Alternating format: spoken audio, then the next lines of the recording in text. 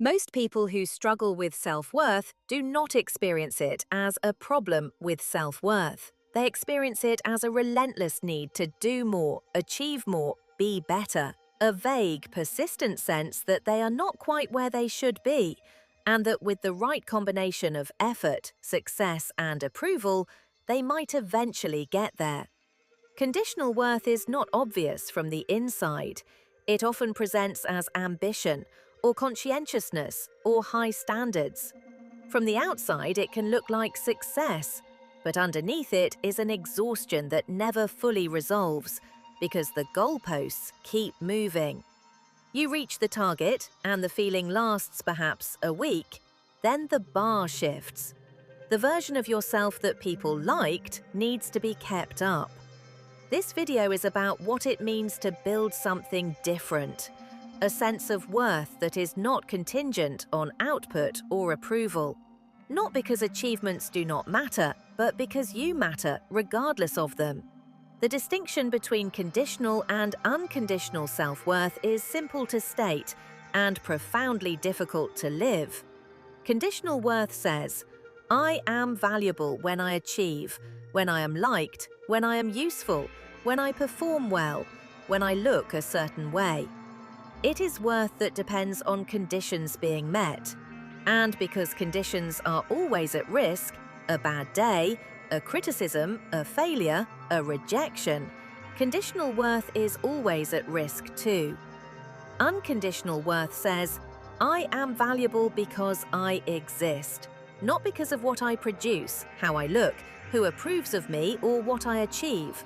This is not an affirmation or a piece of positive thinking. It is an ontological claim. It says that human value is inherent, not earned. That it was there before the first achievement and will remain after the last. Most people understand this intellectually and do not feel it in their bodies. The gap between knowing something and living it is where this work takes place. The roots of conditional worth are almost always relational. They begin in how we experienced love and approval in childhood, whether it felt reliably available or whether it seemed to depend on behavior, performance, or emotional management. Attachment theory, developed by John Bowlby and expanded by Mary Ainsworth, describes how the quality of early caregiving shapes a child's internal working model, a template for how relationships work, how safe the world is, and crucially, whether the self is fundamentally worthy of love and care. When early attachment was secure, warm, responsive, consistent, children develop a stable sense of their own value. When it was anxious or avoidant, children learn to manage themselves for approval. Schema therapist Jeffrey Young identified core schemas that develop from these early experiences. Schemas of defectiveness, failure, and subjugation. These are not conscious beliefs, they are lenses, shaping how all subsequent experience is filtered. Understanding them is not about blame. It is about seeing the source of the condition so you can begin to work with it. One of the most common expressions of conditional worth is high-functioning self-doubt, a pattern where external achievement and internal uncertainty coexist, often invisibly. From the outside, the person is succeeding. Internally, they are constantly one step ahead of a collapse they cannot fully name. This pattern is fueled by the achievement trap, the belief, usually unconscious, that enough achievement will eventually produce enough worth. That if you get to the next level, the next job, relationship, body, accomplishment, the underlying feeling of inadequacy will finally resolve. It doesn't, because achievement is not the source of worth. It is a place people look for worth that was never properly established. The tell is in the feeling that follows achievement. Brief, thin, quickly replaced by anxiety about the next thing. Worth sourced from achievement is a well that does not fill. If you are finding this useful, it would mean a great deal if you subscribed to Healing Through Thoughts. I put new videos out every week, and this series has been one I have invested a great deal in. Hit subscribe so you do not miss what's coming. At the heart of conditional worth are core beliefs, deeply held convictions about the self that were formed early, feel like facts, and organize all subsequent experience. I am not enough. I am difficult to love. I have to earn my place. These beliefs don't announce themselves. They simply shape what you notice, what you remember, what you conclude. Schema therapy offers a rigorous framework for working with core beliefs, identifying the schema, understanding its origin, recognizing its signature patterns, and gradually introducing corrective experiences and interpretations. The neurological underpinning of this work is neuroplasticity, the brain's capacity to form new connections through repeated experience. Old beliefs do not disappear, but new pathways strengthen, and over time the old ones lose their dominance. The key practice is schema diary work, catching the moment when a core belief activates, noticing the emotion and the trigger, and then deliberately asking, is this schema speaking or is this accurate? What is the evidence on both sides? This is painstaking. It is also genuinely transformative.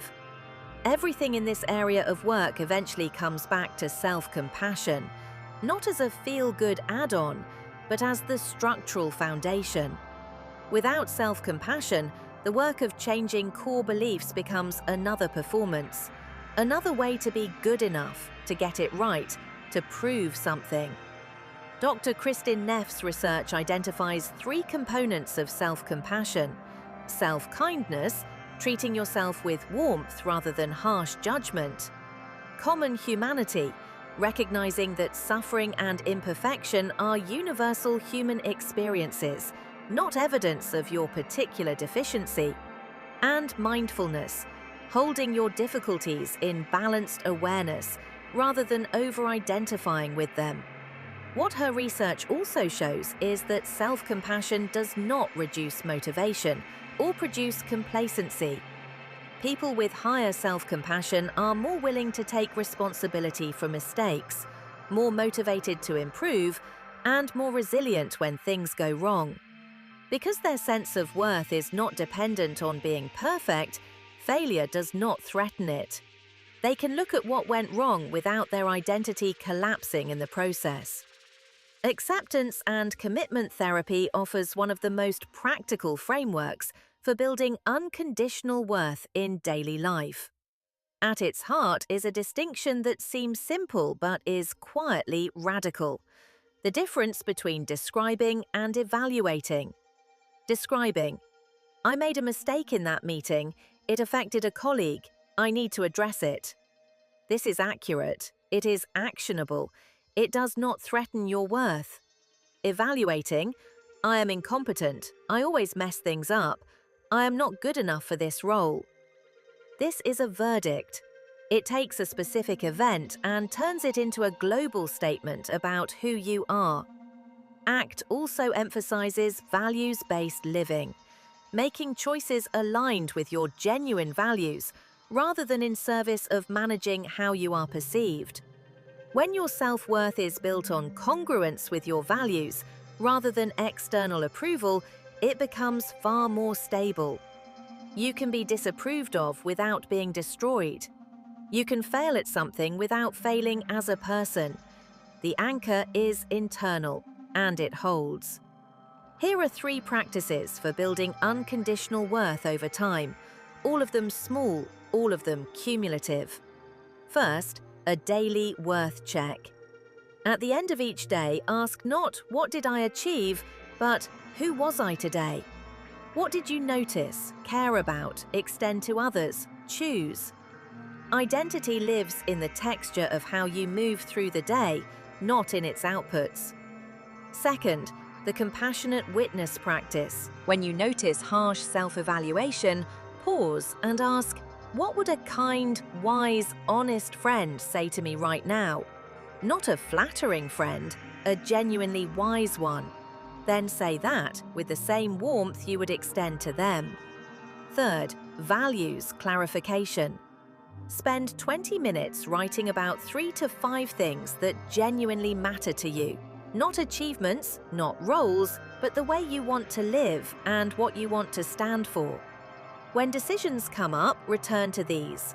Over time, aligning your choices with your values builds a sense of self that approval cannot give and disapproval cannot take away. We have covered a lot of ground today: the distinction between conditional and unconditional worth, the early relationships that shaped our templates, the achievement trap and how to recognize it, core belief work, self-compassion, and the ACT framework for living from your values rather than your need for approval. The thread running through all of it is this: worth was never the thing you had to earn, it was the thing that was always there, covered over by old conditioning, by early learning, by the perfectly understandable adaptations of a child trying to stay connected and safe. The work is not construction, it is excavation. It is the long, patient project of uncovering what was always there and learning to live from it. Thank you so much for spending this time with me. If this series has been useful to you, please subscribe and share it with someone who might need it. Drop a comment below and let me know what landed. I read every single one. This has been Self-Worth, Series 4 of Healing Through Thoughts. I will see you in the next one. Take good care of yourself in the meantime. This is Healing Through Thoughts. See you soon.